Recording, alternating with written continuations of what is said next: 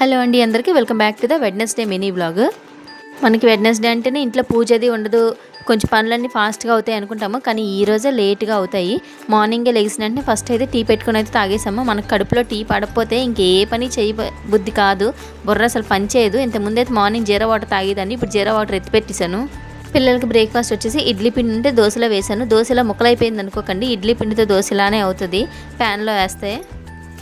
Wednesday అంటే non veg special కదా, egg అయితే ఎగ్, లేకపోతే చికెన్ అయితే చికెన్ అనుకున్నాము. కానీ నిన్న నైట్ మా నాన్న ఫోన్ చేసి చెప్పాను, నాన్న మార్నింగ్ చికెన్ తెచ్చని చెప్పి చికెన్ అయితే తెప్పించాము.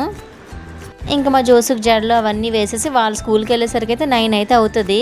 ఇప్పటి నుంచి ఇంకా అసలైన టాస్క్ ఉంటుంది. ఇప్పుడు ఈ గిన్నెలు చూడండి ఎన్ని గిన్నెలు ఉన్నాయో, క్యాటరింగ్లో కూడా ఇన్ని ఉండవేమో. అప్పటికి మనం వంట చేస్తూ కొన్ని కడిగేస్తాను. ఇవన్నీ కూడా క్లీన్ చేసినప్పటికి నాకు 1 అవర్ అయితే పట్టింది. ఇంకా అన్నీ అయిపోయిన తర్వాత ఫ్రెష్ అప్ అయిపోయిన తర్వాత ఈ రోజు లైవ్ వీడియో అయితే పెట్టుకున్నాను. ఈ రోజు లైవ్ ఏం చేశాను అనేది కింద లింక్ పెడతాను, ఎవరైనా వాచ్ చేయాలనుకుంటే వాచ్ చేయండి. అలానే ఈ టమాటోతో ఒక ఇంగ్రీడియంట్ చేశాను. వీడియో నెక్స్ట్లో వస్తుంది. బాయ్.